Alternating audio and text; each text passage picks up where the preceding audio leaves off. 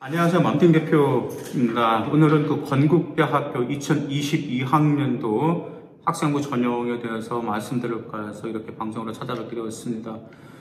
먼저 2022학년도 주요 변경사항 말씀드릴게요. 학생부 종합은 KU 학교 추천 있죠. 자기 추천도 있죠. 학교 추천에 KU 지균, 지역 균형으로 바뀌게 되었습니다. 아시다시피 지역 균형은 학생부 교과 전형이죠. 그래서 340명을 선발하게 되었습니다. 지금 내년부터 모든 게 지금 지균을 다 많이 선발하고 있죠. 반면에 지균이 선발되면서 늘어나는 게 수능 최저. 근데 수능 최저 절대 만만하게 생각하시면 안 됩니다. 수능 최저를 충족시킨다는 거 상당히 어렵습니다. 일반적으로 1단계 합격했다 하더라도 수능 최저를 충족시키지 못한 비율이 약 25%의 학생들이 있다는 점 기억하셔야 됩니다.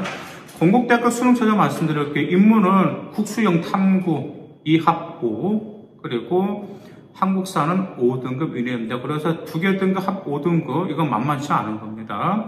일단 자연계열 같은 경우는 국수 0탐구 2합 5 그리고 한국사 5등급이고요. 그 다음에 건국대학교의 간판 수의학과 3합 5 그리고 한국사 5등급을 차지하고 있습니다. 수학은 미적분과 기하 둘 중에 하나만 선택하게 하셔야 됩니다.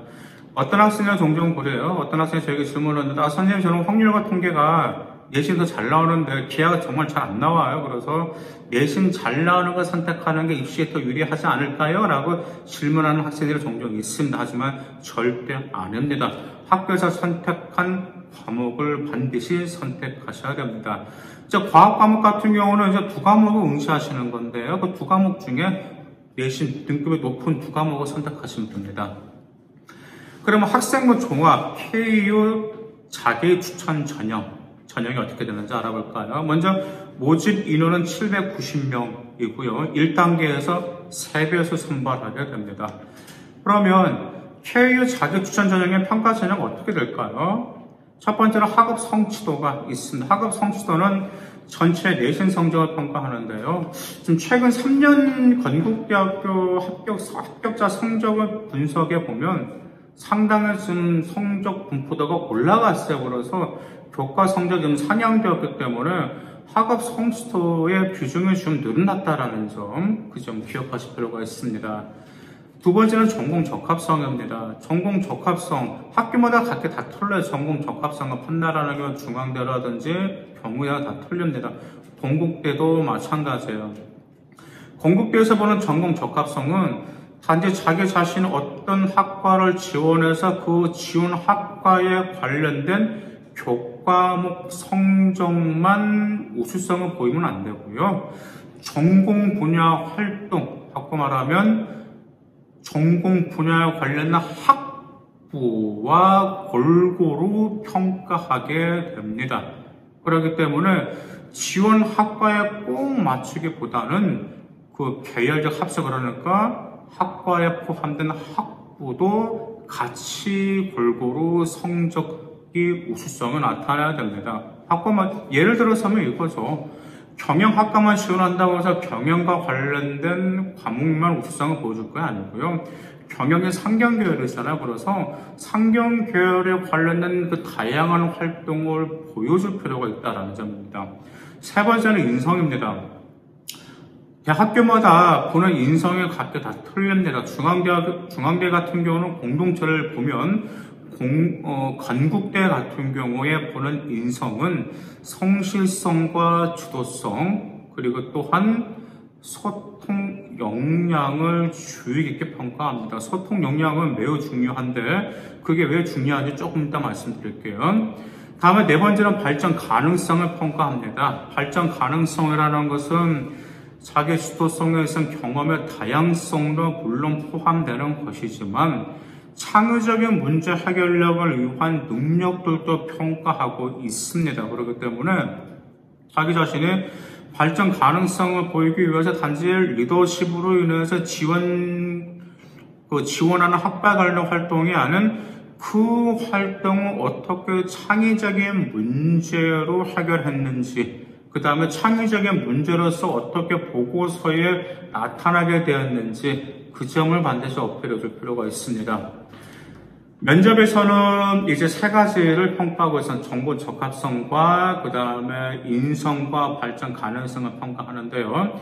전공 적합성과 발전 가능성은 당연히 상황 기록부에서 이미 평가자가 판단했어요. 그런데 거기서 알고 싶은 것은 다시 한번 서류 검사 다시 확인하는 거죠.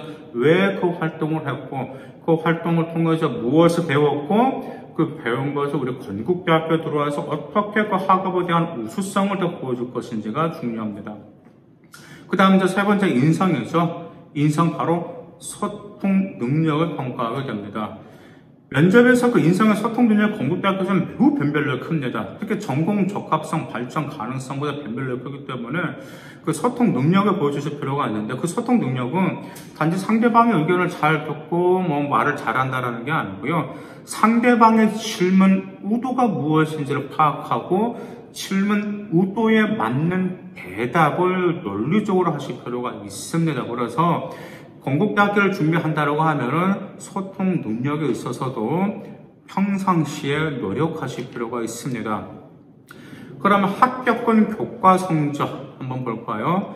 일단 건국대학교 학생부 종합, 물론 당연히 학생부 종합이라는 것은 정량평가가 아니고 정성적 평가이기 때문에 딱 뭐라고 답을 정해드릴 수는 없지만 일단 대략 합격권의 그 성적은 말씀드리겠습니다. 인문계열 같은 경우는 평균 2.5에서 4등급 중반대로 지금 합격권에 선정되어 있고요. 자연계열 같은 경우는 2.5에서 3.5등급이 선정되어 있습니다. 그러니까 90% 합격권자 최저 합격자에 보면 5등급도 6등급도 있어요. 하지만 아시겠죠? 5등급과 6등급은 일반고 출신이 아닌 특목고나 자사고 출신 합격자라는 점 기억하실 필요가 있습니다.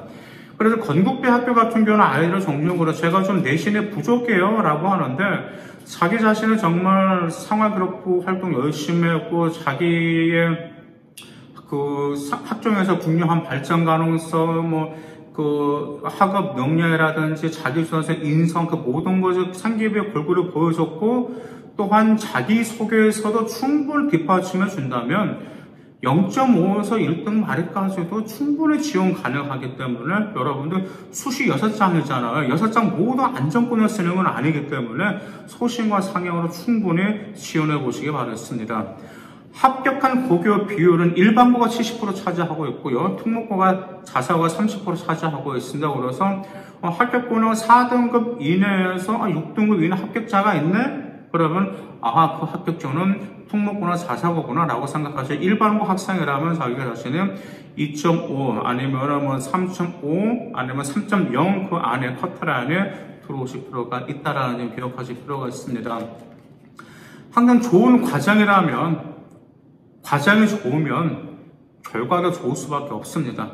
바꿔 말하면 동기가 좋으면 여러분들이 공부한 동기가 좋으면 역시 여러분들이 희망하는 대학교 결과 역시 좋을 수밖에 없습니다. 그렇기 때문에 여러분들 포기하지 마시고요. 여러분들이 희망하는 학과, 그 다음에 여러분이 희망하고자 하는 대학교 반드시 이룰 수 있습니다. 그렇기 때문에 힘을 내시기 바라겠습니다. 감사합니다.